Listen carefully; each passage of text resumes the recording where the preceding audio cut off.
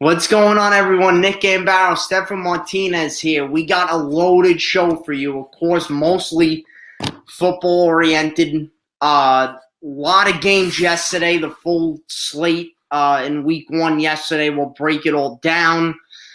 We'll get into our teams who just did not show up yesterday. Brady's first start as a Buccaneer. The Sunday night game, which came down to the wire. Controversial call. And that was it. Pass interference, was it not? Steve Cohen looks, I'm still, not there yet, but it looks like he's going to be the new owner of the Mets. We'll talk about that. Giannis, where will he go in the offseason? I had a meeting with Bucks ownership that we'll get into over the next, this was a very long meeting. This meeting was 3.5 hours long. So, and can the Islanders come back? I still believe they can from 3-1 down as they unfortunately lose to the Lightning yesterday 4-1. So we got a lot to discuss. What's going on, man? What's going on, brother? I think I want to start this show off by saying it feels good to have football back, and it feels good to spend a Sunday not doing anything but watching the real American pastime, which is football. So that felt good. It felt good seeing really good football out the gate. This wasn't like, ugly football and you didn't know what you had. This was good football. But here's the game that I want to start with. I want to start with the Sunday night game.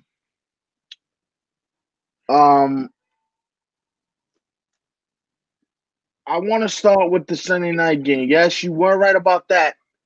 I want to start with the Sunday night game for a few reasons.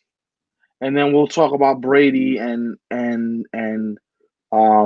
bye Kayla and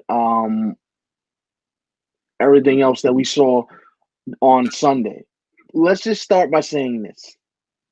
That stadium in Los Angeles is beautiful. Actually, it's in Inglewood. It's immaculate. It's beautiful. And then you compare that to what the Johnsons have built in New Jersey, and you go, we got to play in this dump when the Chargers and Rams are sharing the stadium. By the way, those new Rams logos. The jerseys are nice, yeah. Beautiful. And the Chargers, too, have different jerseys and like it. But overall, I thought the play was good. I thought Dak was that a pass interference call on Jalen Ramsey? Was it not? I don't know. That's a debatable call. One thing I will say, the officiating yesterday was just all over the board was awful. It was terrible officiating. And that's been really the trend over these past, 5-10 years maybe? Yeah, and it's getting worse with every passing season. Officiating is like they're calling every little thing. They're calling pass interference on like every other pass play. And look, it's just getting to be flag football out there, I feel like, year after year. And that's the problem, is you can't touch anybody. You can't hit anybody. Where is it getting to the point where the defense actually has a shot? Like most people say that Seattle had a good day against Matt Ryan, right? Let me just pull up Matt Ryan's numbers.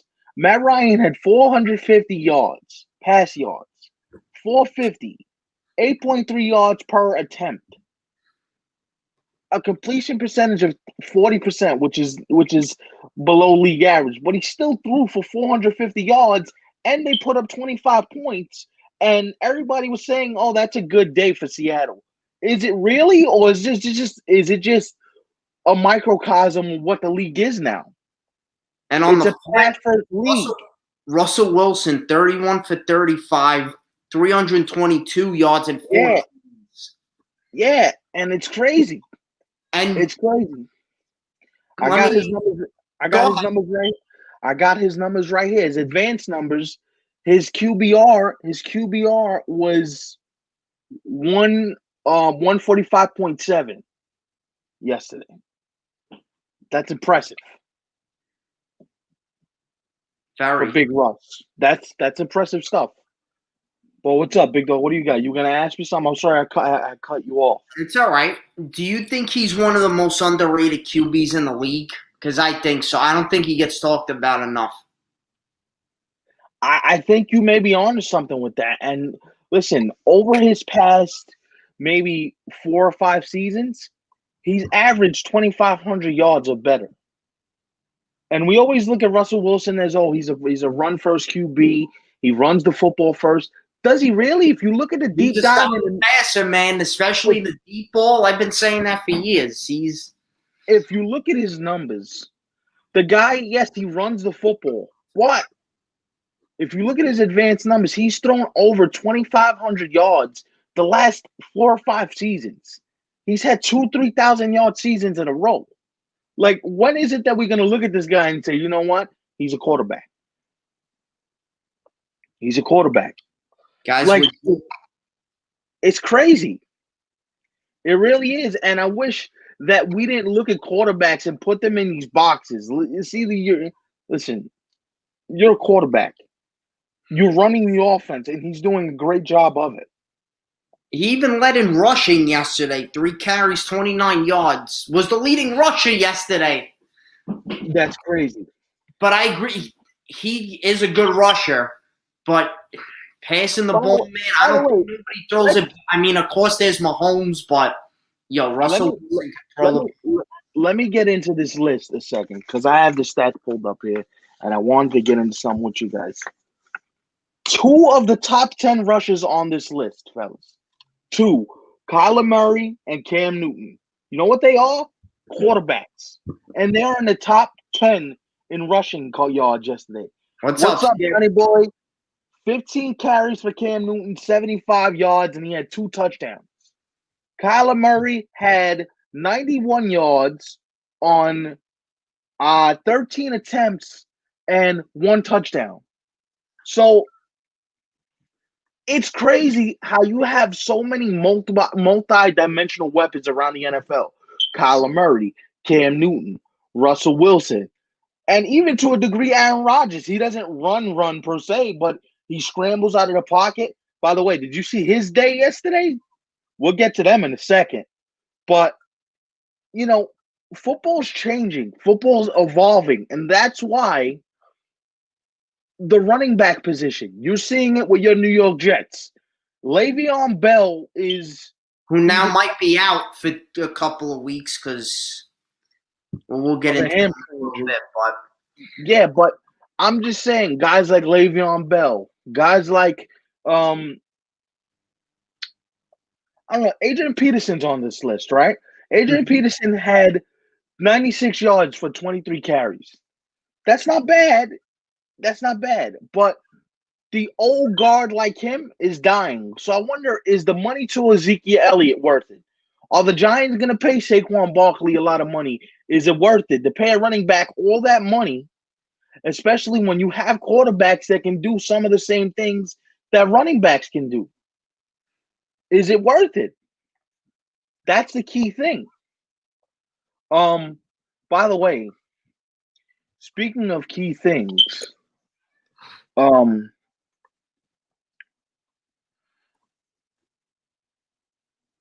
yeah, they're going to be good offensively, but defensively, they're going to be terrible.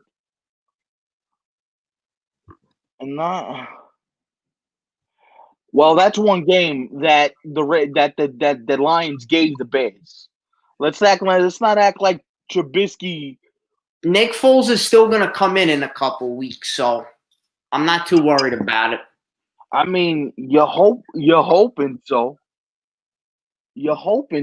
But listen, you got to give Mitchell Trubisky credit for this.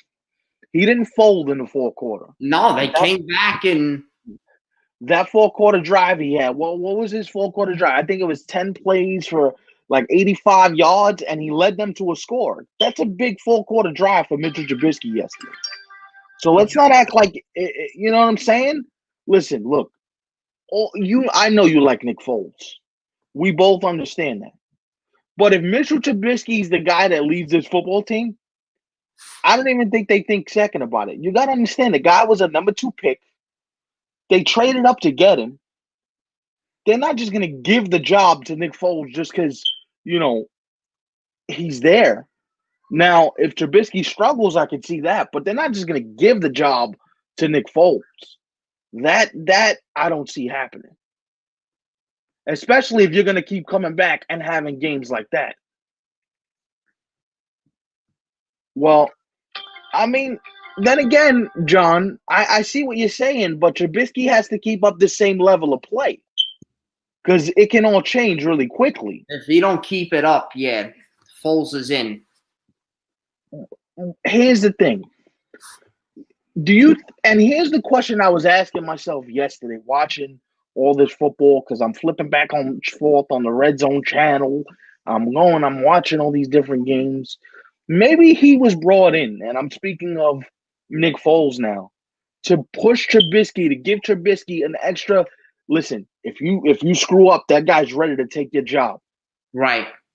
Very possible. Maybe that, as crazy as it is why we look at it and we go, it's not all that crazy to assume that Mitchell Trubisky could take his job. Speaking of Mitchell Trubisky, let's go over his numbers really quickly. 242 passing yards, 6.7 yards per catch, 36 for 20. 20 for 36, 242 yards, and the touchdown including the game winner he threw yesterday. So, yeah, he was. I was kind of shocked, but I still don't think they're going to be good this year, but they're going to fight in games. They're going to play hard, I think, and especially for Juan Rivera and what he had to do at halftime.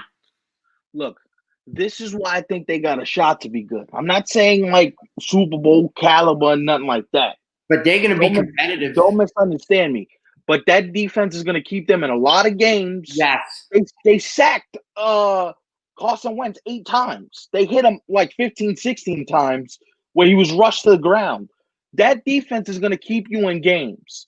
And here's the other thing. If it comes down to the defense and your running game being able to give you something on a consistent basis, the Redskins are going to be scary because I'm sorry, this division is really not that good outside of the Dallas Cowboys. You could say the Eagles have the potential. Yes, they do have the potential.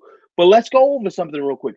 The Eagles lost 2 key offensive linemen yesterday. The rookie they drafted, the highly touted rookie, I forgot his name. They lost 2 key cogs to their offensive line yesterday in Philadelphia. So if that's the case, and Carson Wentz is going to be running for his life all season long, I don't know how he doesn't end up hurt again or how Philly ends up sustaining any level of offense. Eagles are going to have a very, very tough time. I agree with you. And here's the problem.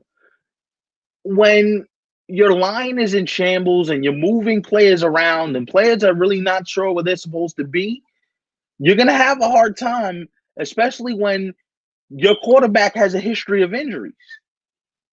And not for nothing, that Zach Ertz injury, the shot that he took to the ribs, it took him a while to get going. And then he dropped the key pass. He was wide open and he just slipped out of his hands. And I'm like, okay, that's not very Zach Ertz-like because he catches everything. But you got to be a little concerned if you're Philadelphia right now. I mean, I would think that there's a bit of concern from the standpoint that you got to make sure that, number one, he's healthy. And yeah, but it was kind of deceiving, though, because outside of that one touchdown by Crowder, I mean, the Jets' offense was anemic the whole day. We'll get to them in a second, but I want to get back to this Dallas, Los Angeles game. They ran the football so well, Los Angeles. They ran the ball so well. They ran in between the tackles well. And here's the thing with Dallas. Dallas lost Kyle Van Der Esch, broken collarbone, done 4 to 6 weeks. Big loss at the linebacking core for the Cowboys. And then here's the other thing. like we were talking about with running backs, Zeke looks like he's in shape, but if you're going to be trailing a lot in games, does Zeke? How effective is Ezekiel Elliott? Because you're going to be trailing a lot in games if the offense continues to look how they looked last night. Now, granted, it's one game, and he got weapons all over the place with Michael Gallup and Amari Cooper, who got put to sleep yesterday by Jalen Ramsey. That hit yesterday, I That was guy like, is awesome, man. Jalen Ramsey, he was all over the field yesterday. you know why? Because he got his money, so he's about full. Now he's happy he's playing football. Rams just gave him a monster contract extension. But I want to run through some of these names on this QB list. You ready for this, guys? Let's run through this. Aaron Rodgers, 364 yards, 4 TDs, a QBR 127.5. Phillip Rivers, old man River. We thought, Phillip Rivers is done, right? There's no way Phillip Rivers is going to be that good. Phillip Rivers, 363 yards, 3 TDs, 1 pick, QBR of 121.6. How amazing is that? Phillip Rivers is on this list. Wow. Phillip Rivers, Russell Wilson, who you mentioned at the top of the show. Here's the thing I was most stunned by. It felt like Josh Allen could have had more yardage and could have done a lot more if it wasn't for drop passes on both ends of the ball by both teams yesterday. Josh Allen should have had at least 450 yards passing, or maybe 400 yards, because they dropped a few. I was like, really? Jets got lucky there.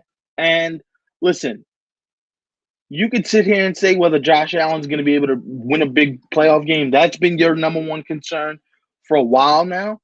But here's one thing that I'm noticing about Josh Allen. I watched some of the game yesterday, and this is not saying anything about Josh Allen, anything about how bad the Jets are, because Lord knows we're going to get to that in a second. But if Josh Allen could be the dual threat that the Buffalo Bills are hoping for, this is going to be a very, very intriguing season for them in Orchard Park, because that defense is really good.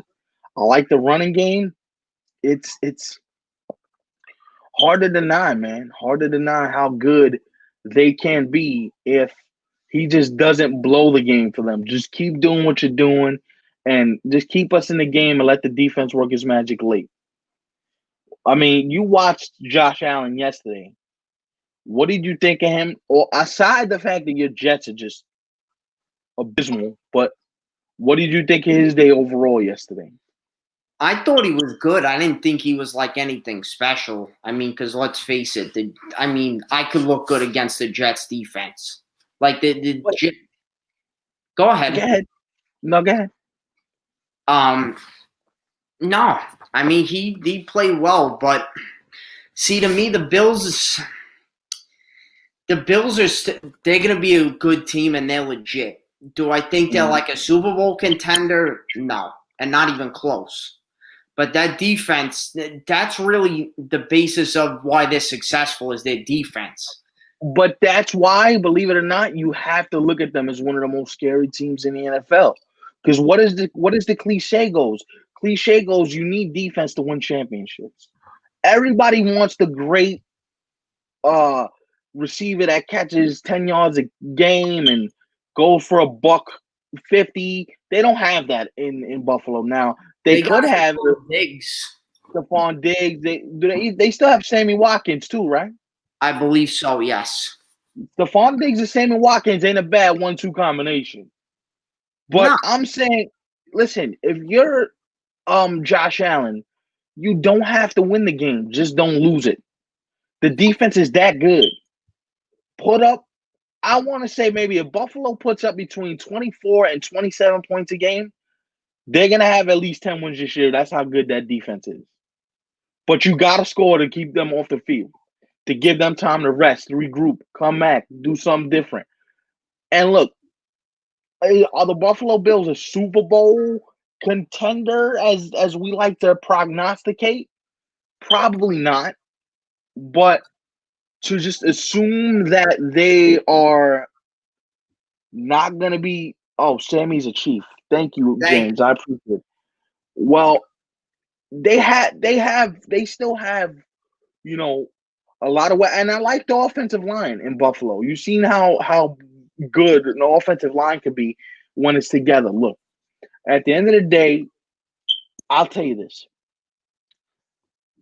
It's kind of what I expected from the New York Jets. It's kind of what I thought from the jump.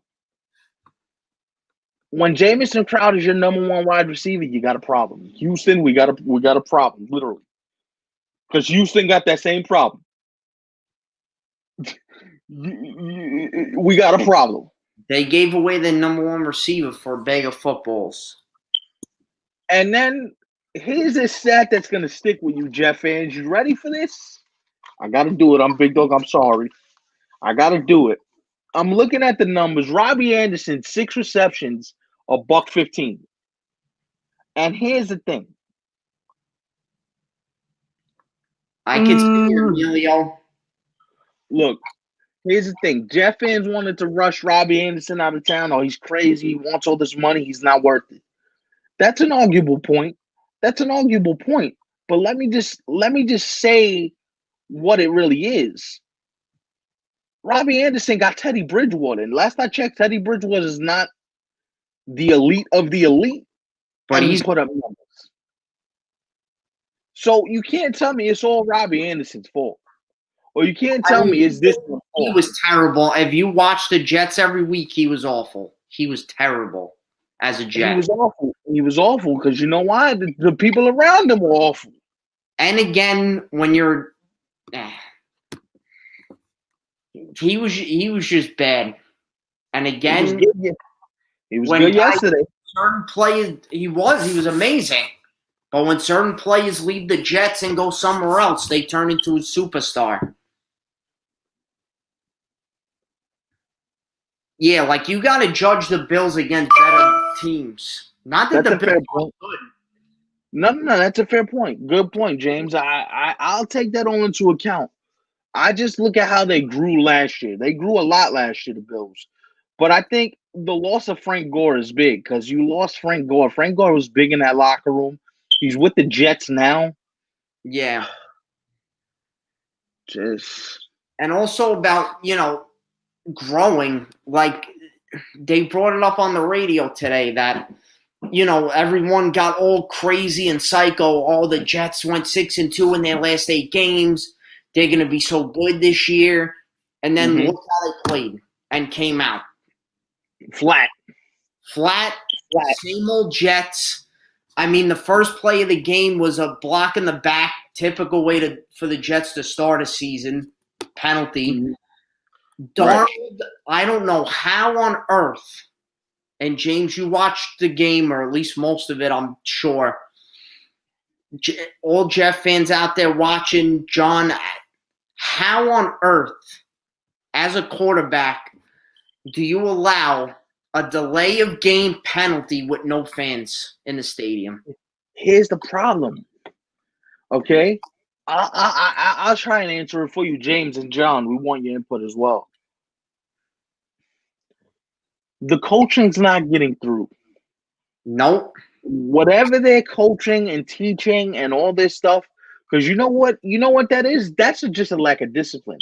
There's nobody in the building booing you. There's nobody in the building harassing you or heckling you or telling you all this.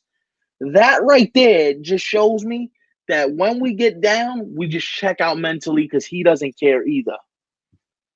If the next man next to me doesn't care, why should I care? Because it's a team. And that's why, as crazy as this sounds, I'm not putting it all on Sam Darnold. I'm putting it on Adam Gase deserves some blame in this. The receivers, the O-line looked terrible. And Joe Douglas, all we did was laud him and say, oh, he did a great job. They didn't look great yesterday. And they looked awful. I can't count how many times. I mean, he got hit a lot. And again, turnovers, same old. And this is why I have a problem with saying, oh, Sam has to show me something. He has to make better reads. That I'll give you. Can't put it all on the kid because it's going to ruin him. It already is. It's week one when. Listen, Yeah, that could be. That's a valid point. It's a valid point, but here's my problem with it. Nobody had a preseason either. Nobody else did either. And there were quarterbacks that looked like I just mentioned. Josh Allen, who was in the same draft with him, correct?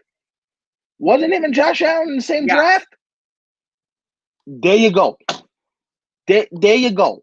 There you go. You know what Josh Allen has that he don't have? Structure. There's no structure with the Jets.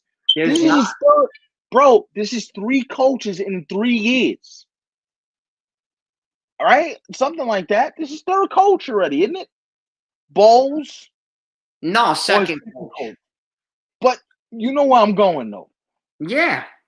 There's no structure with the Jets. So, look.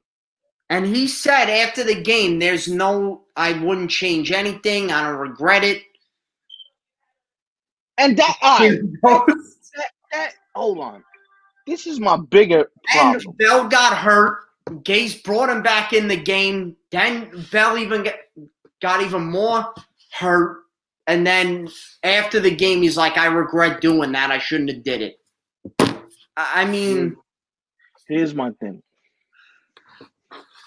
You want to know the problem between a guy that actually can read a room and a guy that's just here for the money? He's just waiting for them to fire him because you got to pay me anyway if you fire me. So fire me. Go ahead, because I'm still getting paid. I don't care. He does not care, big dog.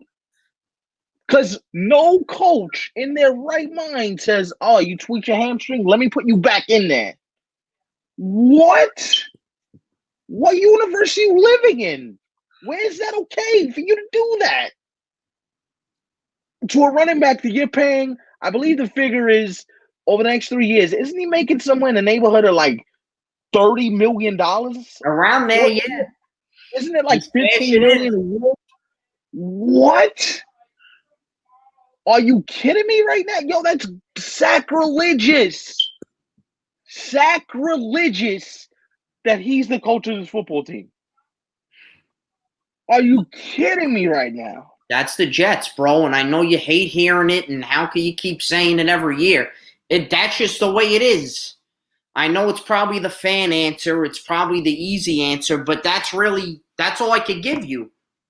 Only the Jets are dumb enough to do this kind of stuff. That's incredible. It is. That's incredible. Based on one phone call by Peyton Manning, who, yes, is this great quarterback, but only. Listen, they did his offensive rankings this morning. 24th, 20th, 16th, 23rd, 27th. Garbage. And the one outlier when he finished, I think 5th or 6th was when he had Peyton. I gotta go back to this. And I know I bring this point up a lot, but I think it's important to note when a division rival like the Miami Dolphins says, "Man, you can go coach the Jets." Why nobody in the front office goes, you know what? This is a bad idea. It's a bad idea. They're giving us him for free. They're not asking for any trade compensation. They're not asking us to do anything to help him out. They're not asking for any of this. They're just giving him away. As a Jet person, forget about the fans for a second, but let's just talk about the front office and how crazy that is.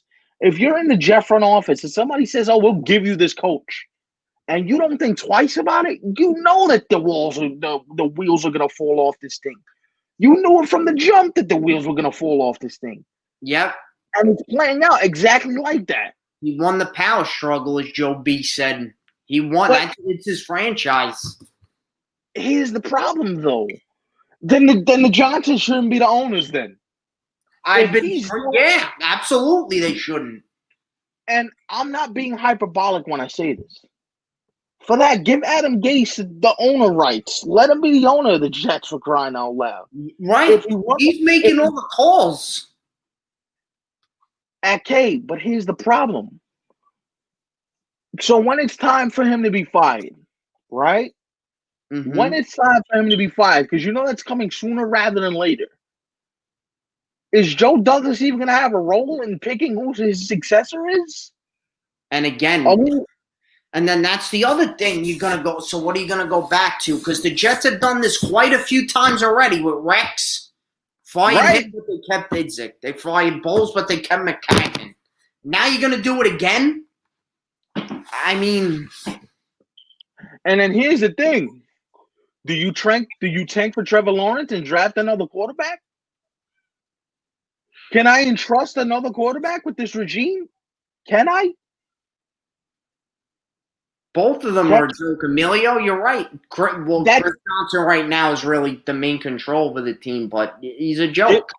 This is the thing. This is the question. We can talk about who the coach or quarterback or anybody should be.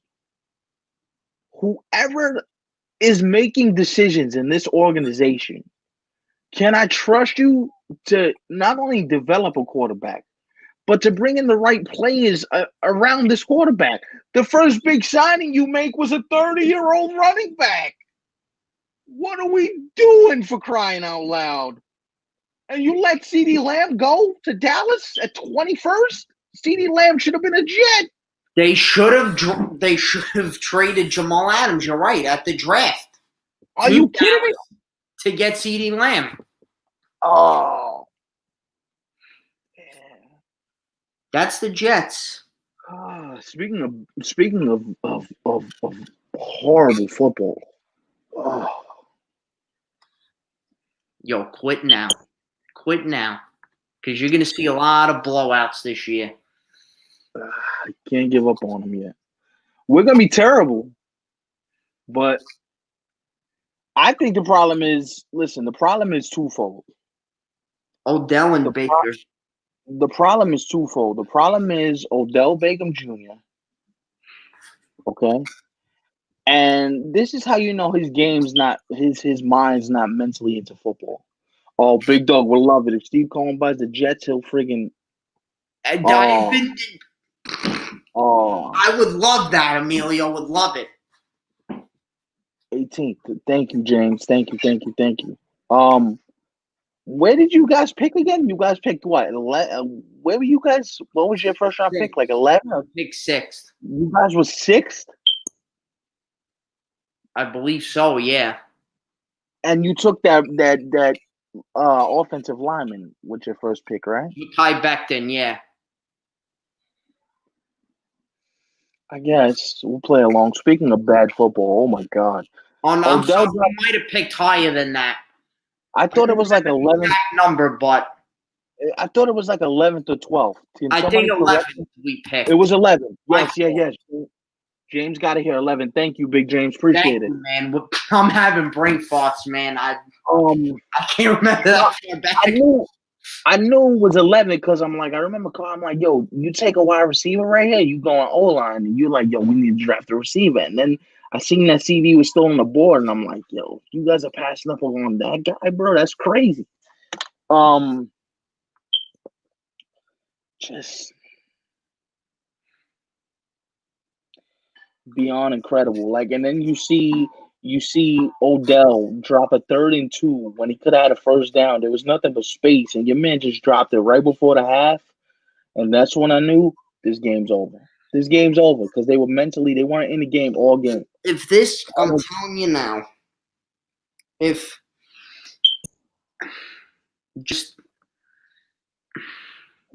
it out. I'm hearing you. And I was gonna make a Jet point, but I'll relate it to the Browns too. If both teams are gonna just continue to be this bad and putrid, fans got to do something. Why watch football? Yeah, why watch the games at this point? Yeah. I mean, I do it every year. Buy this stuff, tickets. I just bought a brand new Browns hoodie. I haven't bought any Jet stuff yet, which is shocking. I got the Odell jersey. I'm looking to drop out. And here's the problem. All right, I'm gonna say it.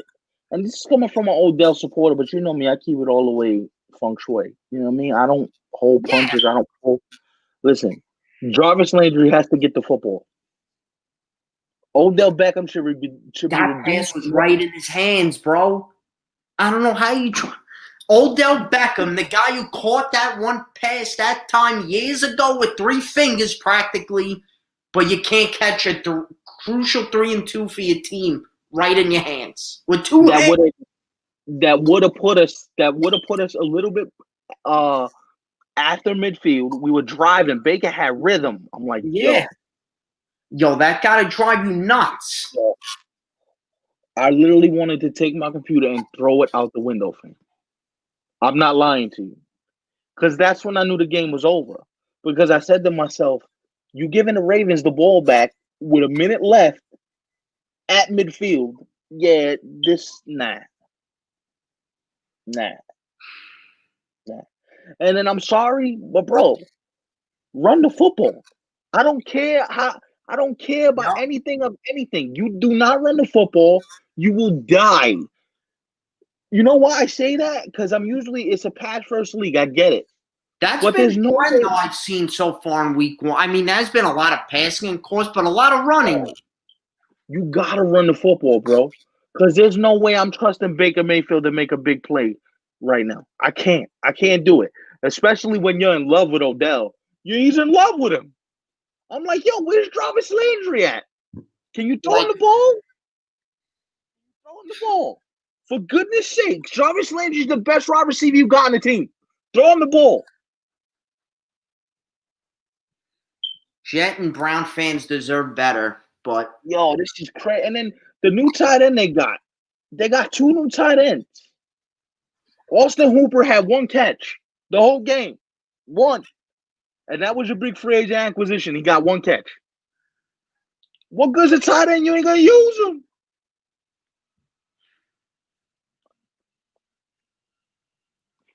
Now David Njoku's on IR with what they think is a stretch fracture in his leg.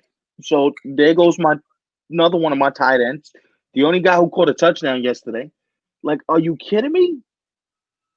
yeah. Going on the boat and partying a few days before.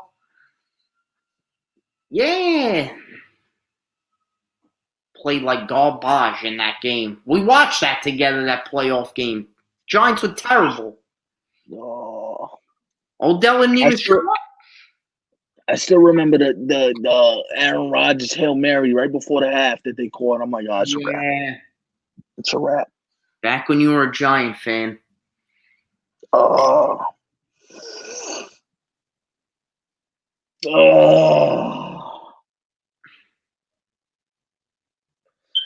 Anyway, regroup on to Cincinnati because the way we're looking right now, Joe Burrow might have the game in his life. Literally on to Cincinnati. And I think not, again, no fans, but you guys are at home, I believe. So Yo, Joe Burrow's going to have the game of his life right now. Joe Burrow's going to look like the quarterback that we should have traded Baker for. How confident are you that you guys are going to win Thursday? Hell no.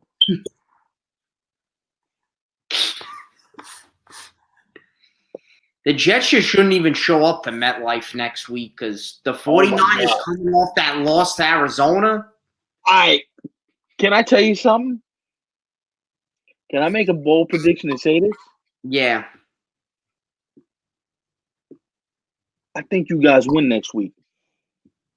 Hear me out. You were telling me yesterday the 49ers are going to blow us out. I had time to think about it. Hear me out. Let's hear this. That 49er loss in the Super Bowl, Jimmy G ain't the same quarterback. He's not the same quarterback, bro. They're upset, they're angry, but here's the thing. They don't look like they're together on anything right now. I watched some of that San Francisco game yesterday, and Kyler Murray picked that defense apart down the stretch, bro. I was like, yo, what? I think they get blown out, but it would be very Jets-esque to keep it very close. But that's why, because they got blown out. So everybody's talking garbage about them on the radio. You guys suck. You guys are going to finish like Owen Oblivion. You guys are going to be terrible. This will be the typical Jet thing to do Oh, let's make it a close game and kill them, but lose it in a heartbreaking way in the end. A pick in the red The Jets zone. always do it. Yeah, but that's why I would not be shocked if it's a tight game going into the fourth quarter and you're like, how are they gonna blow this one? How are they gonna blow it? Because that's like the most typical Jet Islander Met Brown, Nick. This is what they do. Yeah, it's a sinking ship, but I'm riding with the sinking ship, bro. I'm riding with the sinking ship because I can't be. Oh, you just riding with. Nah, you got to ride with the sinking ship, bro. We're going down. We're going down. You know. But this is why, for me, it all stems back to the quarterback position. Because if you had a better leader in that spot, Yeah. they would not be this bad. See, but this is what I'm saying. We overlook the Packers, right? We're like, oh, the Packers are gonna be terrible. Aaron Rodgers, like, yo, hold my whole beater, fam. Just hold my whole beater. Now, granted, the Vikings secondary is young. We get it. They're mad young, but hold my whole beer right now, fam. Nah. Hold that. And that's what both these teams need. You need a structure in place where it would work. The guy I was telling you that the Jets should have hired, and I thought the Browns should have made this hire. Warren Rivera should have been the head coach for one of these two teams. Yeah. Kevin Stefanski, I don't know what type of coach he is yet, so I can't kill Kevin Stefanski. But from what I saw yesterday, I didn't see much. Riverboat Ron's an awesome coach, playoff experience, Super Bowl experience. Mike McCarthy, same thing, but let's go with Gase and Stefanski. All right, let's get to this. Let's get to this Buck Saints game. Let's break this down for a second. Okay. And I'm gonna start with the post-game press conference stuff first. Yo, Bruce Arians, fam. Did you ever hear Bill Belichick ever criticize Tom Brady in the open like the way you just did? No wonder why he probably looking at Bruce Arians like, yo, who are you? Who are you, fam? What?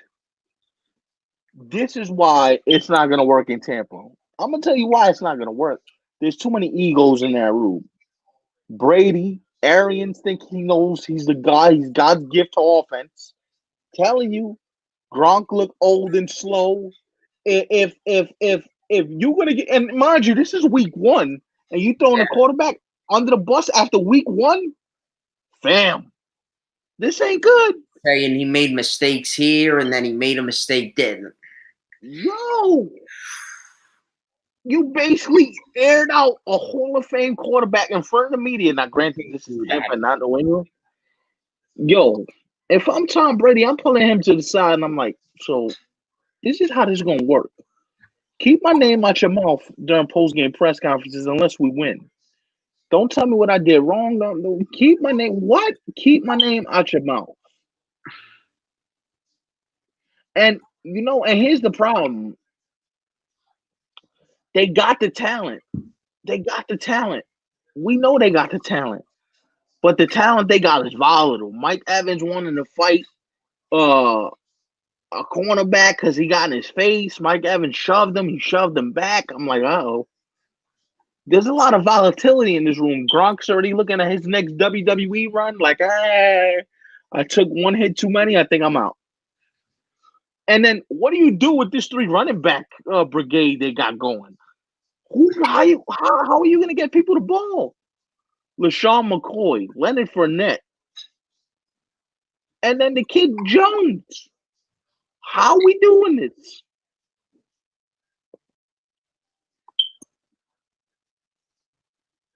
I don't know if he's exposed. I don't know if I would go that far, but I would just say that if I'm him, Bruce Arians, you ain't calling no plays. Give me the clipboard and let me call the plays. You right now, you can't call plays. You're done. It's finished. Like, I'm not even letting Bruce Arians call plays.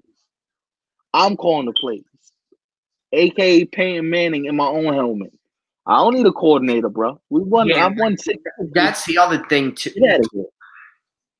If you're Brady, just call your own plays. Listen, he's a system QB.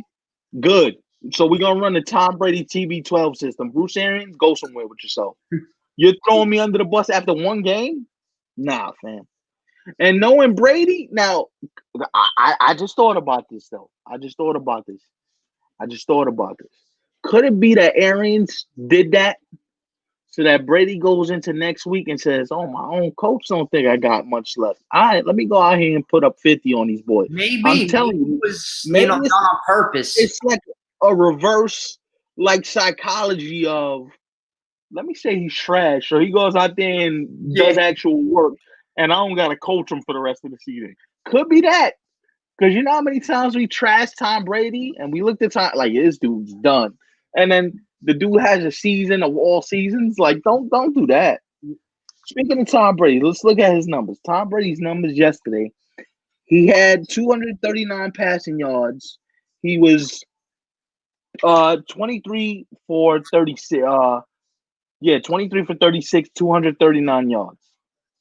With a rushing touchdown and one throwing touchdown late. It could be that, Arians is like, nah, I got to get this dude fired up. I got to tell him he's trash so we could go light up the world the next couple of years, which is very possible because coaches do it all the time. They do that all the time. The smart ones do it anyway. Steelers muff a punt. Giants have the ball on the 1 yard line, about to score. Wow. It really is 2020. Wow. Yo, Pittsburgh. Jason Garrett in a giant polo shirt on the sideline with the. I wanna vomit. Don't.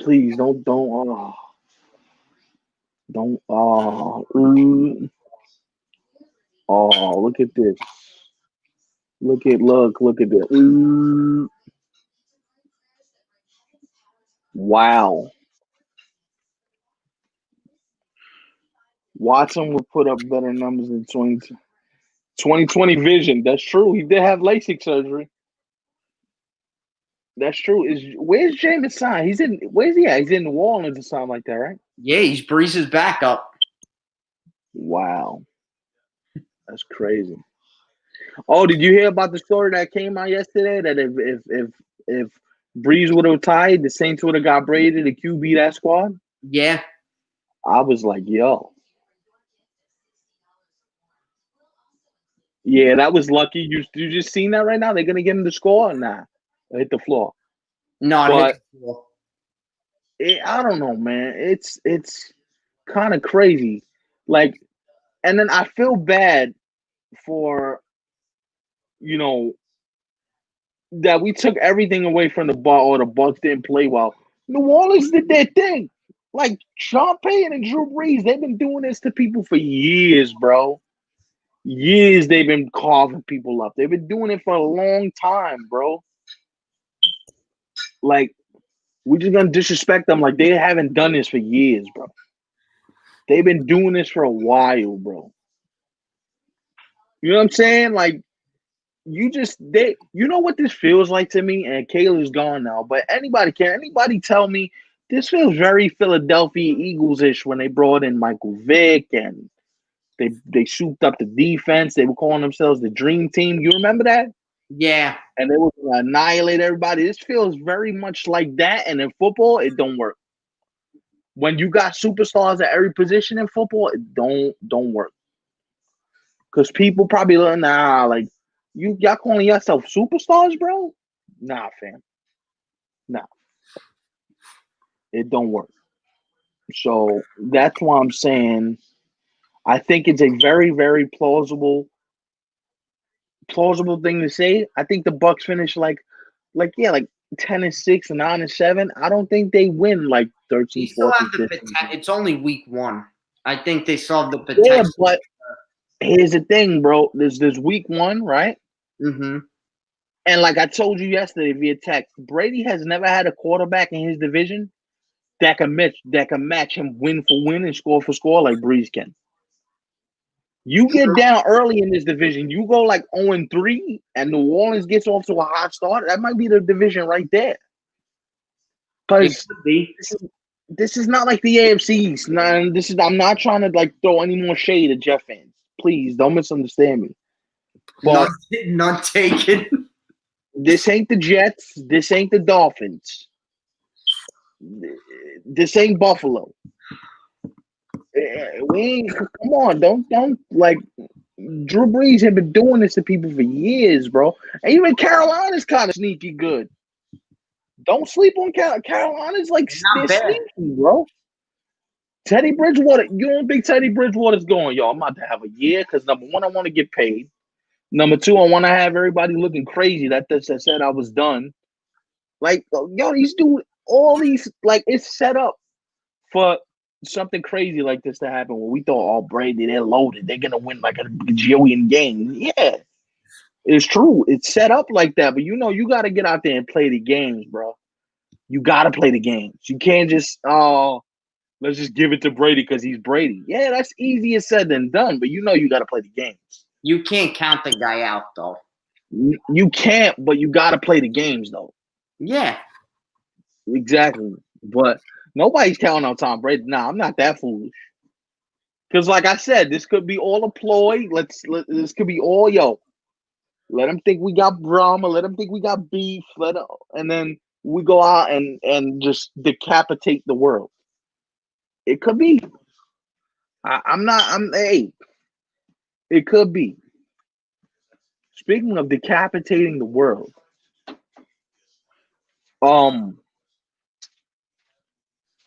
did anything stand out to you, either the Thursday game or the Sunday games, where you were like, wow, I wasn't expecting that? And I got to be honest, I didn't expect Cam Newton to get 75 rushing yards. First game out the gate, coming off the ankle problem. And I wasn't surprised. I think New England's still no joke. I know we talk about no more Brady. They have no offense, but I can't count Belichick out. And Cam Newton's still solid. I understood people's, that they were apprehensive, but they're not winning the Super Bowl. Healthy, Cam's still an elite quarterback or up there. That he is, yes, but I don't think they win a Super Bowl or nothing like that. No, I don't think so either, but they're definitely a playoff team. They could win the division, stuff like that.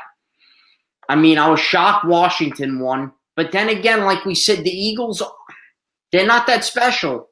I'm sorry, I don't think the Eagles are really, they don't have much.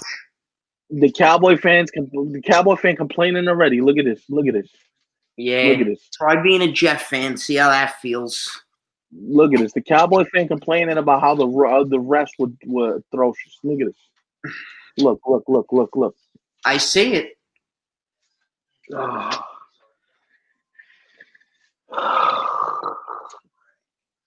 I'm gonna be nice, AJ. Speaking of AJ, I'm gonna do something for you very nice, AJ. I'm gonna send you an invite real quick because I have to publicly do something for you. So I'm gonna send you an invite. Where's my invite button, man? Because I gotta send AJ an invite because I want to make sure I get this. We get this on video, so he could show people that I'm a man of my word. So hold up.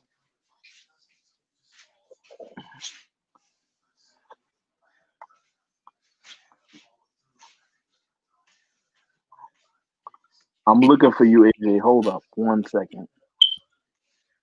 Keep talking, big dog. I'm here. I ain't going nowhere. I know I was surprised too, the Jaguars.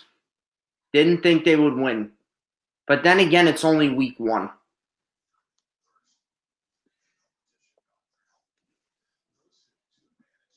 Hold on. I'm trying to invite AJ on here. Trying to send him an invite. And not for nothing, though, Monday Night Football, the schedule, you got to do better. Like these. Real quick, spell that last name for me one more time. His last name? Yeah, COS. Wait, I don't even have AJ as a friend. I have to. Oh man. Anyway, well, I'm gonna add you as a friend, AJ, later on, and I'm gonna invite COS. I got it right here.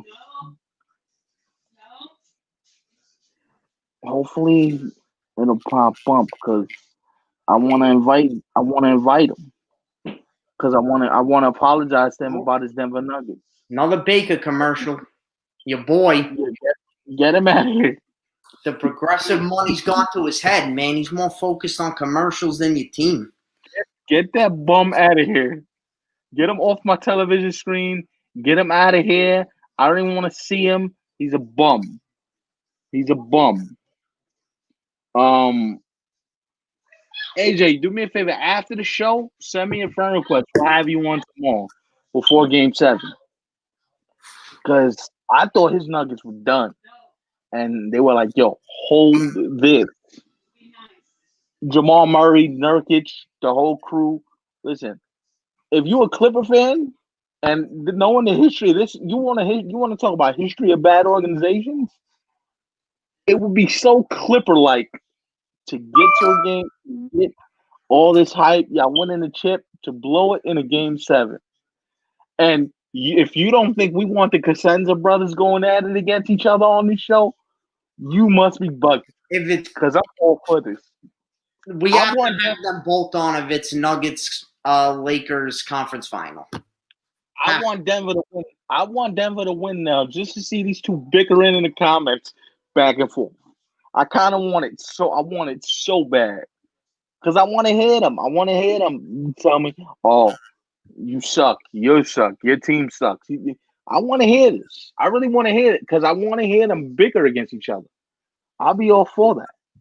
I'll be like, yo, I'm gonna I'll throw a party right now. I'll be like, yo, sign me up. Sign me up. Sign me up. Matter of fact, he just sent me the friend request. So what I'm gonna do right now is you think I would love to hear you guys bicker. I want AJ I want his Nuggets to win just because of that.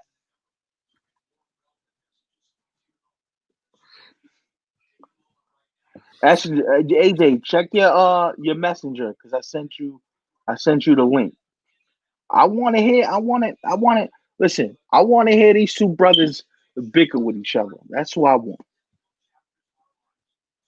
See, look at it. He's starting already. Look at it. So I want AJ to come on here and defend his position. By the way, who's the bigger brother? AJ or James? AJ's older by a year. There we go. AJ, I want to hear you. Defend this Laker love. I'm rooting hard, man. Now I'm rooting for the Nuggets for show purposes. I'm rooting for the Nuggets just because I want to see these two. I want to see them just go at each other.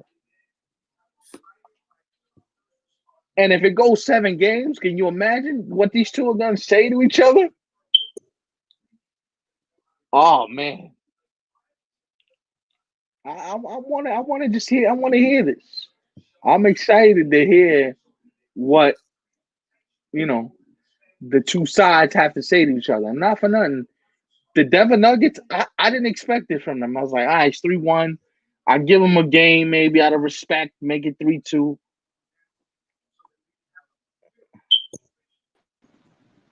Here he is. What's going on, What's up, boys? AJ? How's it going? With the mask on and all that. By the way, AJ, what do you do? I'm a CNA dog. Shouts out to, before we get into all What the you sports doing, and all that man? stuff. Yo, you guys are like superheroes. All the no jokes aside. Listen, sports is that's why we're here and we joke and we bust each other's chops. But you guys are superheroes, man. Word up. That's awesome what you guys are doing. Risking your well being and your safety. That needs to be pointed out. But But you brought me on here to talk about the modern age cardiac kids coming back 3-1, 3-1, about to do it again. Listen, we're covering that next, Joe.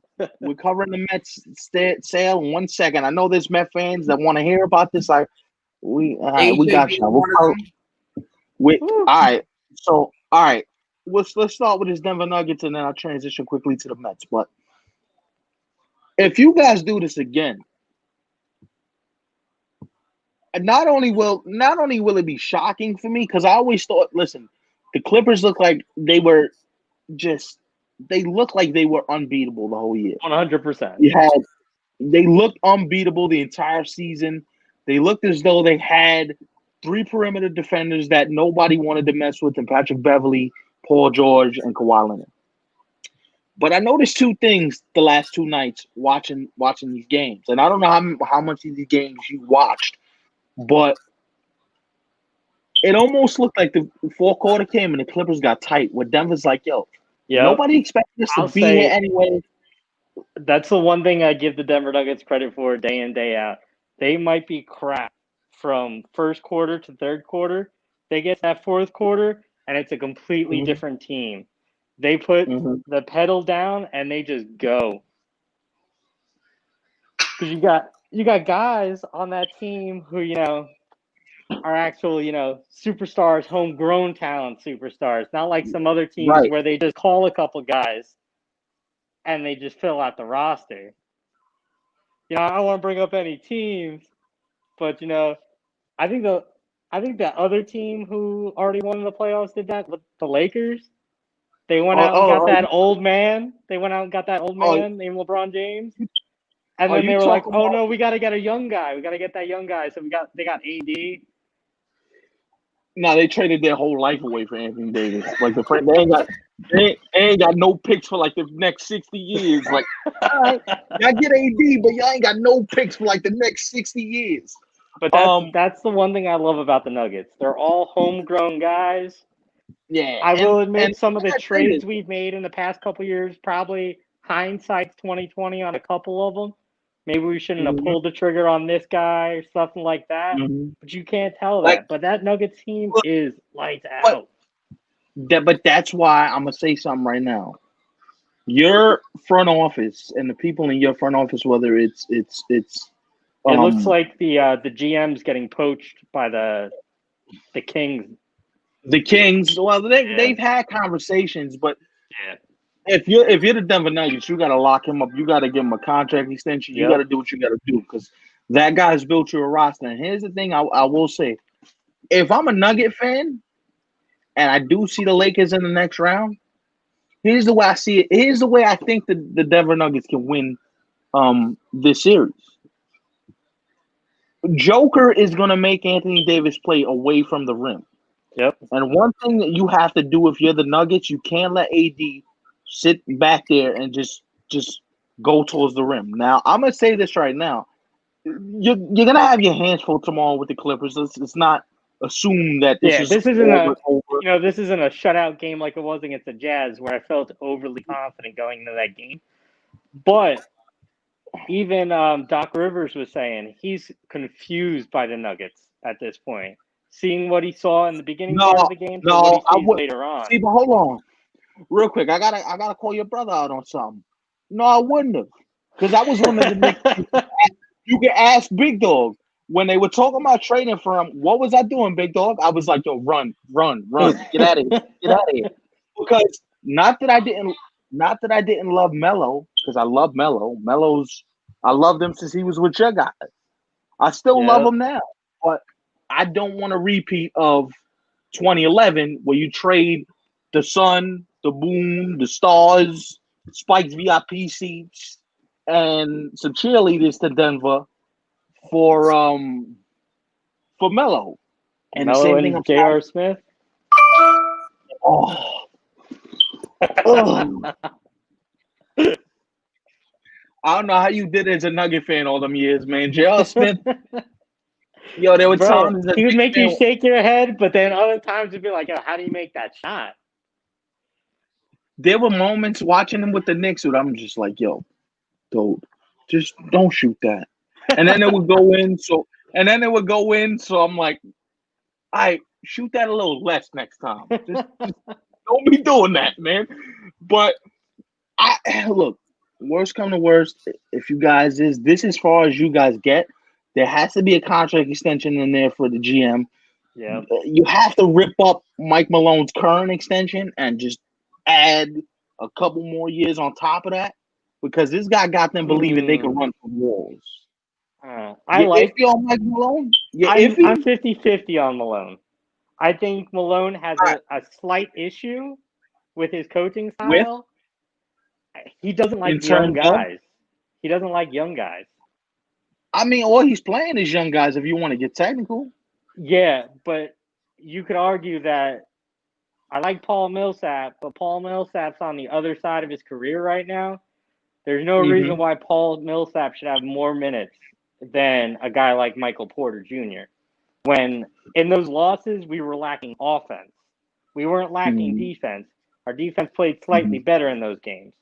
What we were lacking was the third weapon to go along with Jokic and Murray. That's an arguable point. Yeah. The only reason why I would say I would stick with Millsap, this is just me personally, I would stick with Millsap just because I believe I want that veteran on the floor to be able to tell the guys, listen, I could agree with that. I've been here before. This is what happens. Just follow my lead in terms of temperament. Now, is he the player that Michael Porter Jr. is now? Absolutely not. I'm not even going to sit there and try to even make that asinine statement. My thing is, you know how it is in the playoffs. You got to be able to get yourself in position to say, you know what? I'm going to let them rely on me. They're going to follow my lead. And this is why I think Paul Millsap gives you that, okay, I may not have what I used to have in terms of skill, but we're going to make sure that we get to where we're going. We're in the third quarters. It could have fallen apart the last two third quarters because they went on runs, and then the Nuggets came back, and Paul kind of got settled, and it was like, all right, now, just ease up. And then the young boys started playing with some confidence, and then Porter hit the big shot to steal the win for you guys. But listen, I like where the Nuggets are. I look at them kind of. I will also say, when we got into the playoffs and the matchups started coming up, not me taking a shot at my brother, but I will say I was more looking forward to playing the Lakers than I was playing the Clippers.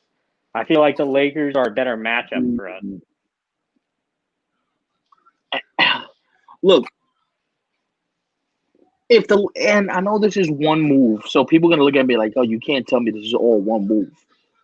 Losing Avery Bradley was big for them. Yep. Because now you don't have a perimeter defender that can lock down Jamal Murray. Exactly. Like you can give me. I like Rondo. I like Rondo, but Rondo ain't locking up Jamal all game. Rondo, first of all, Rondo's not starting for them. You telling me Danny Green is going to want to guard Jamal Murray for 40 minutes? Exactly. Nah. See, this is why if they had Avery Bradley, it'd be a different story. It's different because now I got somebody that can defend my best perimeter player, and it puts Anthony Davis in a spot of, do I come help? Now you got to ask yourself, do I have him come help on the pick and roll with Nurkic, or do I have him stay back at the rim to try to protect the rim?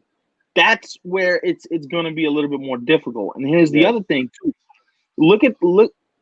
I know the Lakers are probably going to play more JaVale McGee and Dwight Howard, but if I'm the Nuggets, lobs all day to Mason Plumlee. Make those big men move their feet and have to run back and forth. And this is why I think the Nuggets, I don't know if they have a distinct advantage because LeBron's still wearing a Laker jersey. I will always pay my respects to LeBron James. You can't automatically dismiss that and go, oh, it doesn't matter. LeBron still at this age is he's dangerous. The guy is still dangerous. So, and AD is also going to make your life miserable. You're going to have nightmares about him throughout the course of this series. But before we let you run and get on to the more important and pressing matters, are you relieved with the potential sale? Because Big Dog doesn't like it when I call it the sale. Although Nick, just call it the sale, dog. It's all over. We're good. The good years are coming.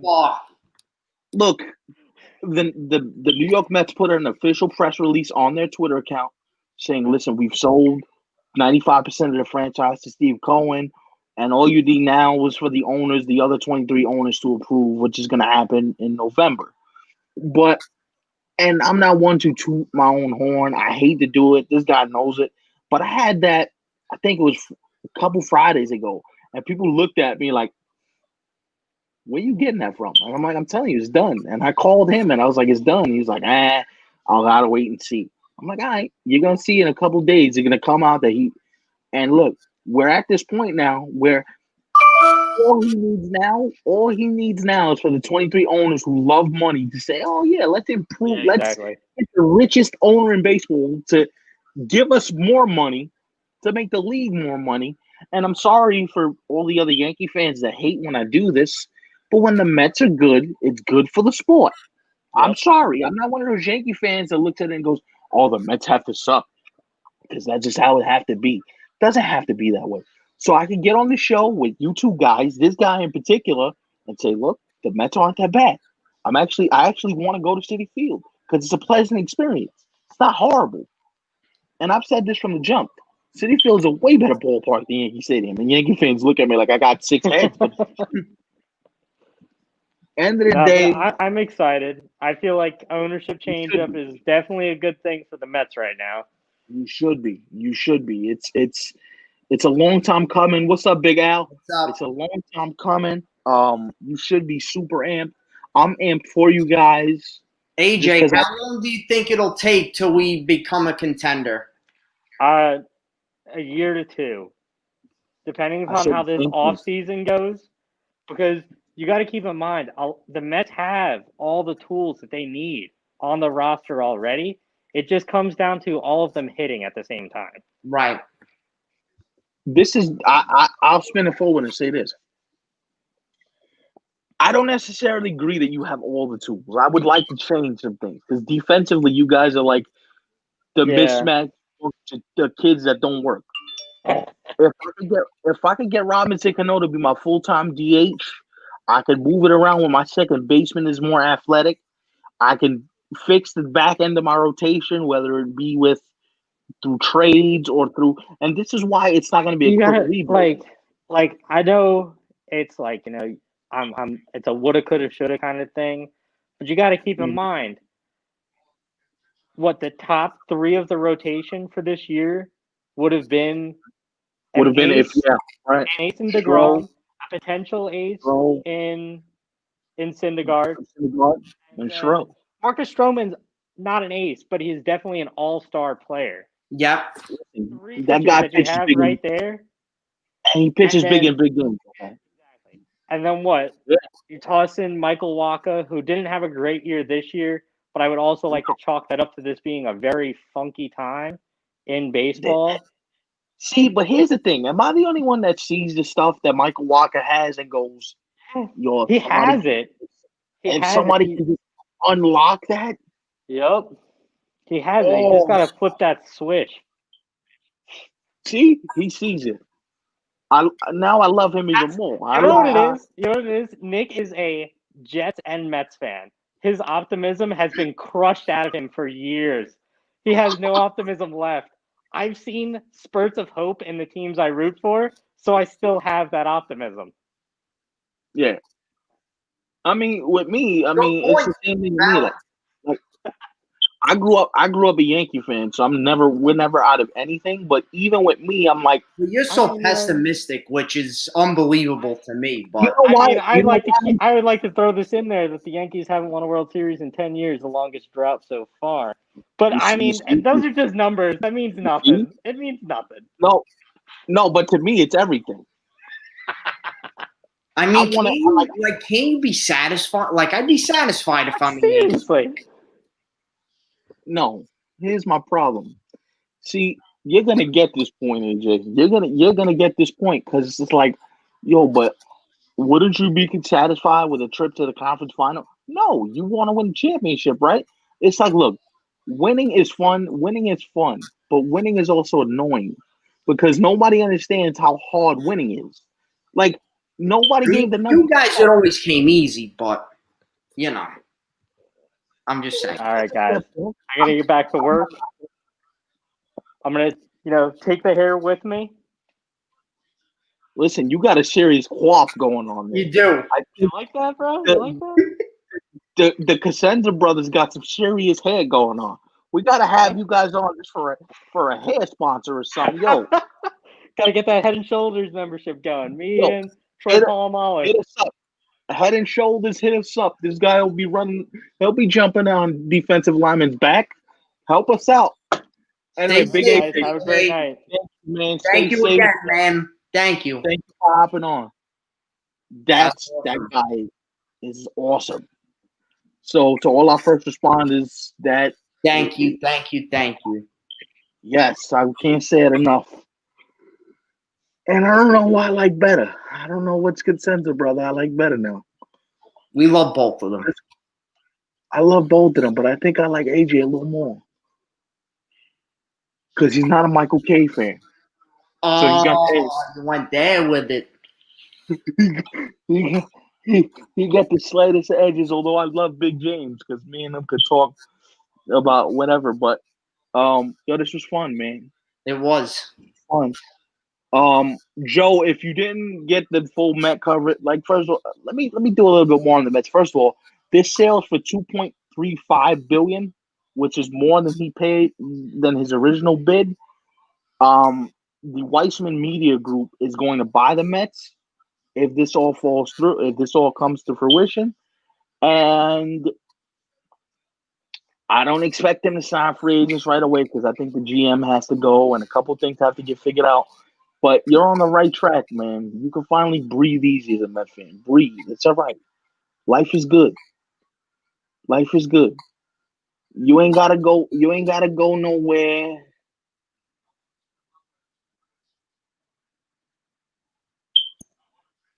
That's okay. I'm here to win my arguments, not fans. You're a trip. You know that? He's a trip, this guy. We love you too, James. But yeah, this is very. You guys, Met fans should be feeling very good about where they are. Yeah. That's all I say. You should be feeling very good. Now, I get, because you're a Jeff fan, you're a Met fan, you've seen it fall apart for a number of years, but you should be feeling better than what you're feeling right now. You should be. Real quick, let's get into your boys before we wrap this up. 3-1 tough loss yesterday. 4-1. I know you don't want to talk. 4-1. Wow, gypped the Lightning goal. What's going on here?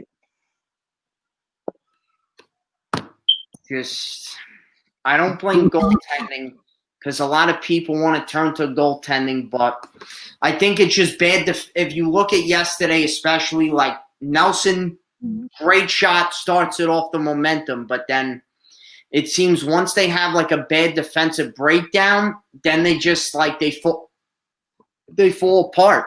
They let the Lightning score those quick 2 goals in 12 seconds, and then that kind of just their psyche got to them. And I mean, they had chances, although again, no scoring on the power play. They didn't shoot the puck, all the usual. You can't do that. Power plays are like free throws. You gotta hit those. Gotta hit them. You know that. You know how big it is to score on the power play. It's hard enough to score on 5-on-5. That's I don't know, man. And then I feel like the Lightning, they could turn it on at any point. Just watching them, it just seems like they can turn it on at any point and go, listen, we want to take over this game. Do you disagree with that? I could see a point, and I'm not using it as an excuse, but somebody brought it up to me yesterday or the other day. It's like once they went to Edmonton, I don't know, something completely changed. I mean, not one game really have the Islanders dominated. I mean, they played well, game 2, game 3, they ended up winning, coming back, then giving up the lead, and winning in the end. But you look at every series, and you've watched a lot of the games too, they haven't looked that dominant. Man, have you watched the Islanders? Look how well they're playing. I haven't said that really once this series, which is not good. isn't that because Tampa Bay has a better overall roster, so it's hard to see them dominating this type of roster? Isn't it? Could it be that the level of competition stepped up where the Lightning won't let you dominate because they're a deeper overall team and they play the I same think the physical teams, style? I mean, not Florida, but Washington and Philly have deep teams, but so do the Islanders. Now, we may not Yeah, have the flashiest players, but we have skill, but not that type of flash. I mean, you have Barzal, Beauvillier, right. but they could play, and when they play as a team, and they seem Right. to, and when they dominate, they dominate. But certain players too aren't showing up. Like you haven't seen much from Beauvillier, right? No, not really anything from Pajot. But those are two guys that really played well up until this point. But remember, they got to defend on the other end too. They just can't worry about scoring. You got to defend on the No, other end. absolutely. I'm saying in the scoring wise, they haven't scored a lot.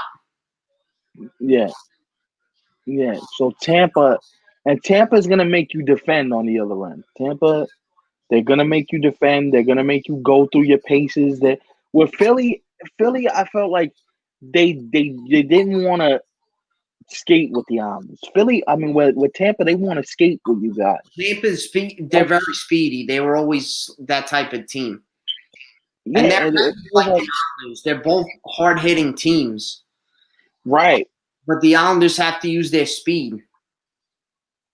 But when you talk about using, and the other thing too, when they're not connecting, I mean that first line, Lee, Barzal, Eberle, like they were clicking, and the B line with Nelson, Bailey, and Beauvillier was clicking, like.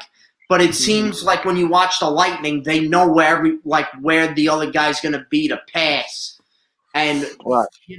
where they're going to score from. Where the Islanders, they haven't looked like that at all, like disjointed and just not getting good looks, not shooting it though. Regardless, even if they're not getting a good look, Eberle has looked. I mean, where has he been? It's just rough, but the Lightning are taking advantage of their chances, and the Islanders aren't. Islanders got to step it up, and I still believe they can. It's going to be hard, but they could still win the series.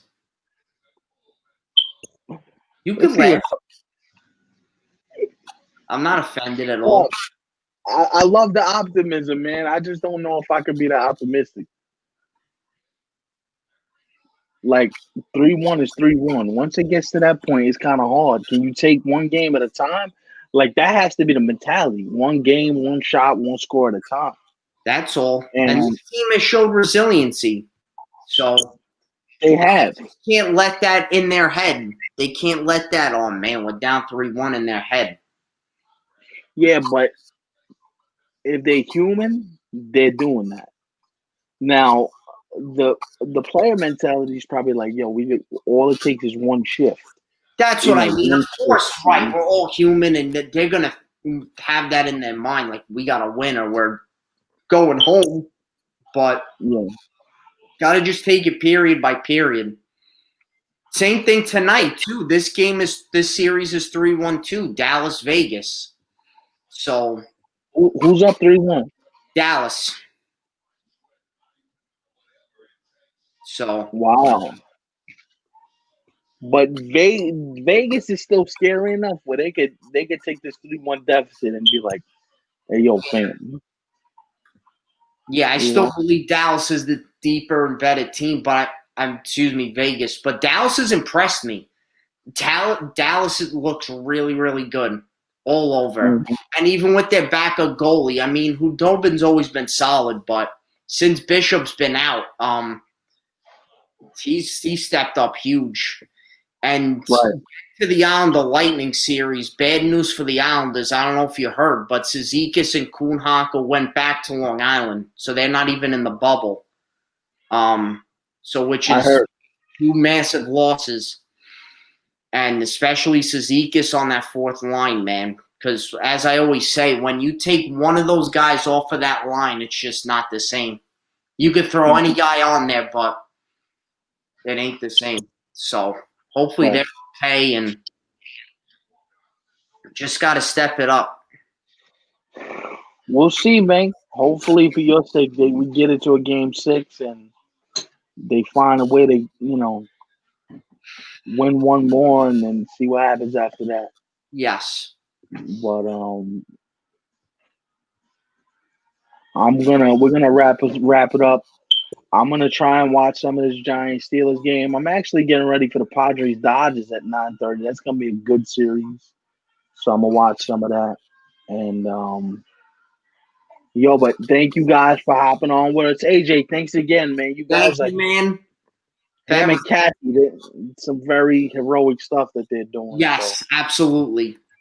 We're just two bozos talking sports, and you're out there saving lives. So keep doing what you're doing because you're keeping everybody safe. Yes. And like the kids say,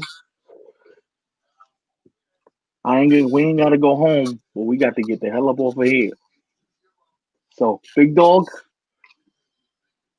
holla at you in a few days. All right.